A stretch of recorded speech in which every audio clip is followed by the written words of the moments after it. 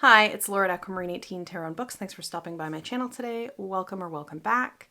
I am here with a ramble that is not really on topic for my channel at all, but is inspired by a video that Imogen over at Sapling Tarot made. I'll link Imogen's video below, about the so-called analog trend and analog living more analog ways. I have thoughts. I have so many thoughts about this. And so I wanted to make a VR about it. Even though it's not my usual subject matter, I really enjoy channels where the subject matter is kind of varied and where people just kind of share what they're thinking about different things. I know the algorithm hates this, which is another reason why I like it. So in that spirit, here I am talking about analog. I learned from Imogen's video, which they put out, I don't know, a week or two now, that 2026 is apparently the year of analog, and people are going analog, and, there's all kind of conversation about it. And my immediate kind of visceral reaction to this was like, oh, I guess I'm not on enough social media to know that analog is what we're doing now. And so that kind of sent me on this tangent of research. Imogen linked some videos in their description box of their video of some people talking about this. And I have thoughts. So before I start getting into those thoughts too much, I'll just say in terms of where I'm coming from. I would say, a very much analog, digital hybrid kind of a life. There are some things that I do that seem to be being captured by this analog life discourse, like using paper day planners, which is just something I've always done. Listening to music on physical formats and not having a subscription service. Again, something I've always done. Liking taking paper notes, things like that. But I also, of course, have a digital camera that I'm talking to right now as I talk to you. I read books on an e-reader. Obviously, I own a laptop, but I'm not on social media, really. I have previously been on Facebook. I haven't been on it for at least a decade. I previously had an Instagram. I deleted it probably over a year ago now, and I was really inactive before that. So I feel like I kind of live in the in-between of digital and analog in ways that I feel like probably a lot of people do. I was also born in the mid to late 80s. I just had my birthday. So I feel like that's relevant to mention too, because I think there's a lot of generational elements to this in terms of how analog is being talked about. I think, to get straight into my rambling argument, that what strikes me about this idea of an analog trend and going analog being trendy and all this kind of stuff, 2026 year of analog, what strikes me immediately is that analog is actually not a trend. Making analog life shifts is not a trend. It's not new. What is a trend is social media and content creators talking about analog life in a particular sort of a way, and doing particular kinds of things and filming particular kinds of content about it, which then, as that proliferates through the kind of YouTube sphere, and I imagine TikTok sphere and Instagram sphere and all these places, comes to feel like it is representative of a new thing, right? I think that the idea of shifting to analog is not new. And I certainly don't think that any of the particular individual analog things that are being talked about, like paper books, are new either, obviously, right? But the discourse is. The social media discourse of analog is the trend, is new. For many of us, different things being done in an analog way are just the default and have been forever, right? We own a lot of vinyl in my house. The partner that I live with was born in 1970. We have vinyl that was purchased in childhood in our house, you know. It would be weird given that if we didn't have a record player. When I've been in bands or appeared in recordings with bands here and there, that has at times involved cassettes. And that's just kind of a fluke of what we had access to and the kind of age group, right? So I feel like a lot of us just kind of have ingrained habits around things in that way. I mean, I know I do. The paper planner thing, I love paper planners. And I love stationery, don't get me wrong. I love fancy stationery and a fancy fountain pen. But paper planners were a thing that we were given in elementary school. Each kid got one. And it just became a habit to use, right? I've never used a digital calendar, really. I don't even use reminders on my phone, really. I have a planner because I find it confusing for me to have things in more than one place. So that's just kind of what I've done, right? And I think that when we think about things in a global way, there are, you know, not just generational components to whether doing things digitally or doing particular things analog are the default.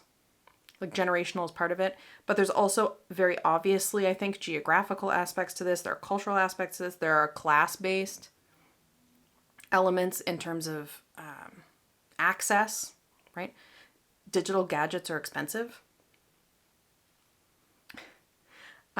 Digital or technological literacy is not equitably distributed. Right? There are lots of factors that play into whether and to what extent someone does things digitally or in an analog way that have nothing to do with trendiness or not trendiness, right? I wonder if maybe for some folks who are, you know, really involved in and participating in this kind of analog 2026 analog trend thing, if there's a sense there of exaggerating the extent to which these things are new, because of it being new for them, right? You know, analog might be new if you do everything digital and you live on social media. Conversations about analog might feel new or trendy or exciting if all of the conversation that you're having is on social media and you're conflating social media discourse and like what is being talked about in the world as though those two things are the same. They're not. So I think that it's important, and this is kind of the second, I think, part of my ranty argument. It's important to separate the discourse of an analog trend on the one hand and going analog or doing particular things analog on the other hand. Like those things are not the same. And one of the reasons it's important to separate them, though not the only reason, one of the reasons it's important to separate them is to not mistake critiques of one for critiques of the other. Something that I was really interested in that Imogen talked about in their video and some of the other videos talked about as well were some of the critiques of this kind of analog trend. And I bounced around some different videos and, you know, tried to find some different critiques of this analog trend, and what I kept coming up against is that it seems to me like all of these critiques of the analog trend are actually critiques of social media. They're not critiques of analog living, right? The idea that going analog is performative or is performance, right? Does it matter? Imogen had some, you know, good things that I agree with to say about that. You know, go check out their video. I mean, doing a particular thing in an analog fashion, it's hard to critique that as performative if A, it's a thing you've just always done, and B, it's a thing you're not on the internet telling everybody about doing. Like, I think that the critique of performativity on social media is a conversation worth having, but I also think it fundamentally has nothing to do with analog and everything to do with just, are the things we're talking about here performance? And like, or to what extent, right? And you could have the exact same set of critiques about whether your tarot practice is performative or whether your reading is performative because you're a booktube channel. You know, like you can have that conversation about anything. So fundamentally, to me, that's not a critique of the analog conversation at all. Or maybe it's a critique of the conversation, but not the thing itself. A couple of the contributions that I engage with, you know, talked about the idea that, well, this analog thing is just kind of a flash in the pan. It's a momentary thing that will be over in a second. You know, it's a trend, right? In the sense of like trends are short-lived often. We don't associate trend with longevity. This is just another thing that people are on for 5 minutes and then it'll be on to something else. Again, that to me is a critique of the social media conversation and not the thing itself. If someone is choosing analog ways of doing things from a values-based place, right? An example that Imogen gave, you know, choosing to buy music at concerts, like in physical form from artists so that they get more of the money versus, you know, going to a streaming service where artists get less money. That's a value choice, you know, and it's one that I think many people that I know do this. I don't think it's, you know, necessarily as uncommon as we think, though I also, you know,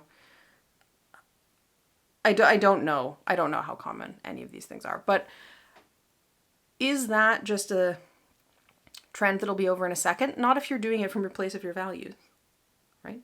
Is the social media conversation about it being trendy a thing that's going to be over in a second? Probably.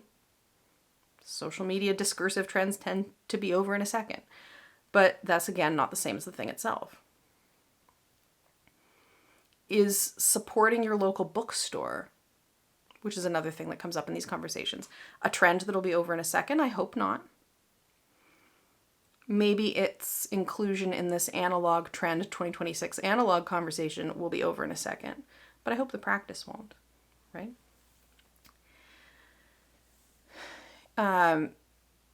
Imogen talks about one of the more important or persuasive criticisms of the analog trend in their view being this critique that, well, this is just another thing for corporations to exploit in terms of a sales pitch, right?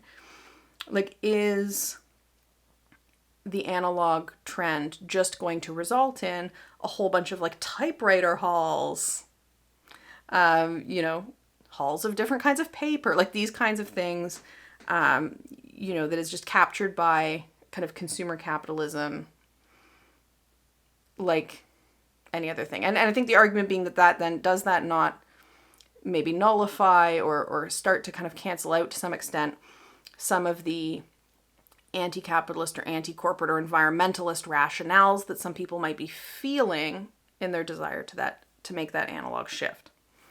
Again, I think this is a critique of the social media conversation and not the thing itself. I think it's an apt critique. I agree with Imogen on that. But again, I think it's one that can be made of virtually any trendy social media content creator discourse at the end of the day, right? I think that if someone is making a particular choice to go analog for a religious reason or an environmental reason, right? Or even out of something like, you know, again, the wanting your money to go to the artist or these kinds of wanting to support local businesses, like any of these things, right? Is that prone to like corporate tentacles getting into it, you know, and exploiting it? Yes, it is. Capitalism will put its fucking tentacles anywhere it can. Yes, right? But I also think that some practices and some discourses and some trends are more easily co-opted into and recuperated into consumer capitalism than others. And social media influencer discourses are one of those really easily co-opted things, right?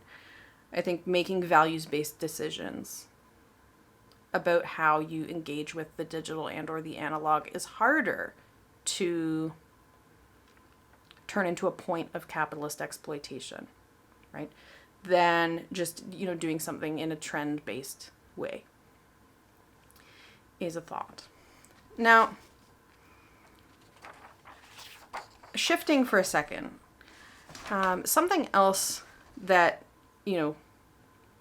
seems to come up in these kind of conversations is the idea of swaps. And Imogen talks about some kind of digital to analog swaps in their video. And there seem to be a lot of interesting videos that do this, so I'm not going to get into that too much here.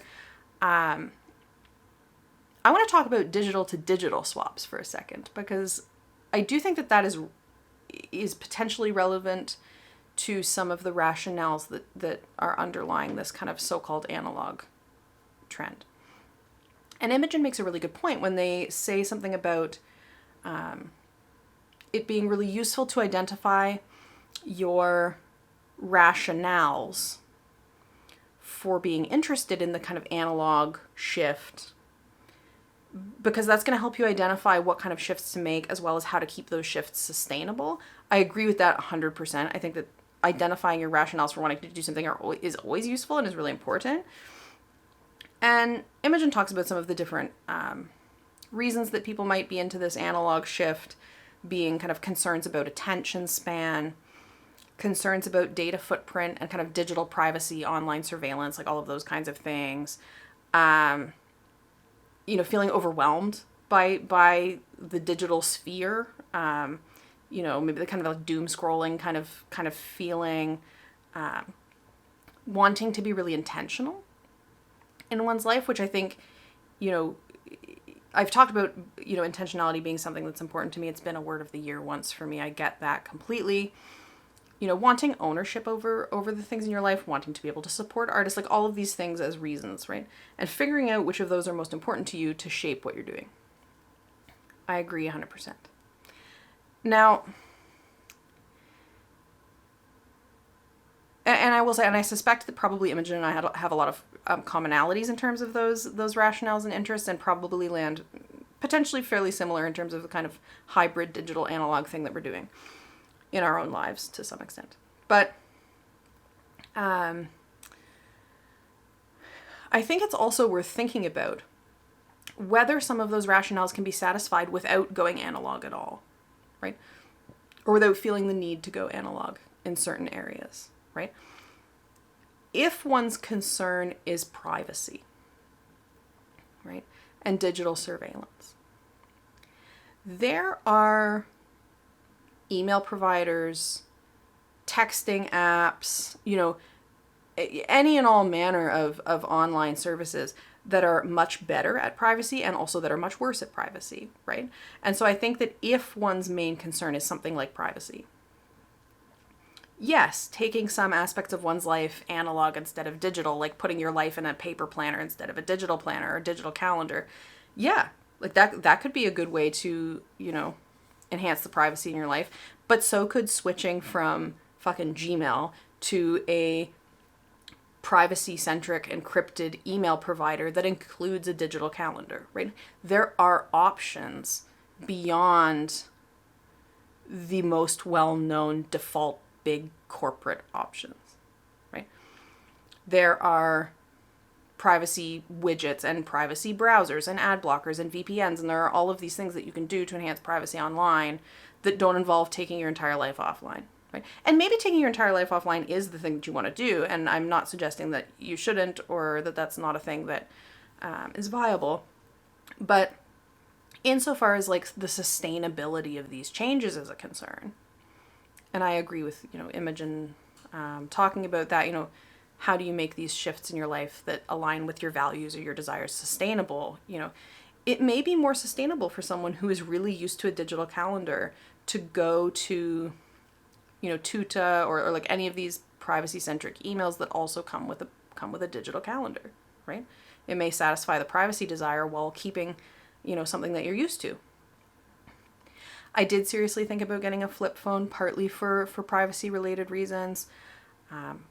I also really like buttons. I really like buttons. I clung to my BlackBerry for like way longer than is, reasonable. It stopped getting updates a very long time ago. I ended up switching to Graphene OS, which is a kind of de-Googled Android, right? That is privacy conscious and privacy centric, but is ultimately an Android, right? Because Android is a Linux product. So there are privacy oriented things that one can do in the digital space. They take some research, there's a little bit of a learning curve, I think, but that's something. In terms of that intentionality piece, that can motivate going analog in some areas for some people, wanting to be really intentional about how one is spending one's time. I think that there are ways to do that while staying digital by taking algorithms out of your life as much as possible, right? Choosing your next read and have it be an ebook can be just as intentional and, equivalent for your attention span, for example, as choosing the next book you're going to read and having it be on paper, right? Like, I don't think that actually the digital analog difference there is what is most salient if the concern is something like intentionality, but getting out of getting all your book recommendations from algorithmic sources could help with intentionality. For example, get the book recommendations from your bookseller or from your friends or whatever, you might want to do in that way. And I don't know a ton about these, but I feel like increasingly we're going to see social media alternatives emerging, like Mastodon and PeerTube and these kinds of things. Because I'm not much of a social media person, finding alternatives, to the big corporate, big tech shit has not been a huge priority for me, just because it wouldn't be a swap for me. It would be an addition, and it's not an addition I'm interested in making. I don't need a Facebook alternative because I don't have Facebook and haven't for a very long time. But I think that insofar as we want to maintain the positives of online communities and, the potentials, and the good things that we get from being in online spaces, I think that investigating, and exploring and maybe getting involved in some of these alternatives, and maybe kind of the Fediverse stuff is the way that's going to go. I'm not sure. Certainly I would advocate for kind of open source and more privacy-centric options at the very least. That could be an interesting direction, right? Because there are good aspects to being online. There are good aspects to social media despite all of its problems. And I think that, I don't want to lose those handful of good things in this kind of analog, as much as I might be personally amenable to the analog shift kind of thing in a lot of areas. Online community and online friendships that I've made mean a lot to me, right? So having space for that feels valuable, but I'm also very interested in taking that away from shit companies like fucking Meta and X that I don't want anywhere near me or my personal information, right? So there's that. And I will mention one video that I watched related to this kind of digital analog topic that I didn't think was the best analysis. I'll just say that. The person in that video said something about, the shift to analog being kind of all well and good in certain areas, but we really need social media for activism. And I'll just end this digital alternatives thing by saying no, we fucking don't. I think that, besides the fact that obviously the history of mass social movements very clearly demonstrates that is possible without fucking Facebook and TikTok and Instagram. A lot of current realities do as well. We have seen instances of internet shutoffs, right? And movement organizing in context of internet shutoffs that are instructive, I think that relying on social media and thinking that social media is where the activism is going to happen, can be really, really risky, which is not to say that nothing valuable happens activism wise in spaces like this. Of course it does. But at least when you're talking about sites like YouTube and Facebook and Instagram, that means you're doing activism under surveillance, right? It means that your privacy, is not, I would argue what it should be if you're doing any kind of activism that's going to be effective. I think it's really risky, right? Not to mention that it can, your access can just be revoked to these spaces, right? I think building activist capacity outside of, like, if not analog, like, if not offline entirely, but certainly in online spaces and contexts that are not these kind of big corporate defaults, and shifting into more privacy-centric options is absolutely vital, right? In activist context, very specifically.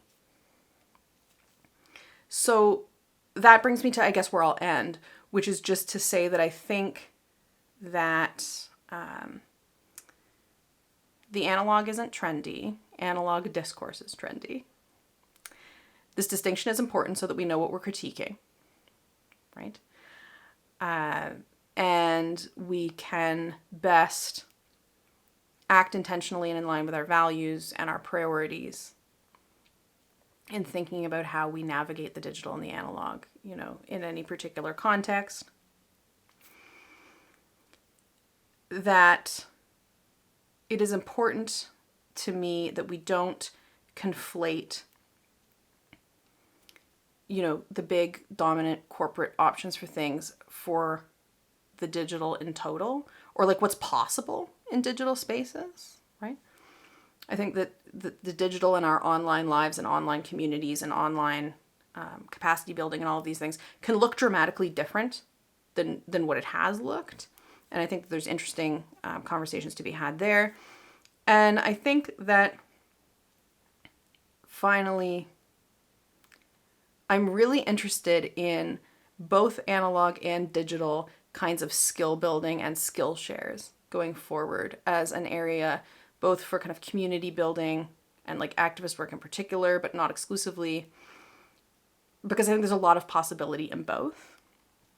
I'm really interested in, learning skills that, many of us have not grown up with in those kind of analog ways of doing things. I'm also really interested personally in skill building in terms of, things like free and open source alternatives, things like online privacy, like really learning about how these different things work. Because I think for me, and Imogen talked about this a bit too, I'm really interested in kind of figuring out the hybrid analog digital life that makes the most sense for me, in line with my values, in line with my hopes, in line with like the kinds of worlds I want to be contributing to building. And I think that, there's a lot of kind of learning and thinking and possibilities in both the digital and the analog that would support that. So that's where I'll end. Of course, I've rambled longer than I wanted. Thank you so much for posting your video, Imogen. I found it really, really interesting. And, I've mentioned previously that I wanted to maybe get a little bit more spontaneous with sharing my thoughts on things. And so this has been a fun kind of way to do that. Thank you so much for watching. If you've stuck to the end, wow, are you ever patient? Let me know your thoughts in the comments. Let me know if you're, engaging in any kind of analog shifts for 2026 or otherwise. I would love to chat about it. Thank you so much for watching and have a great day.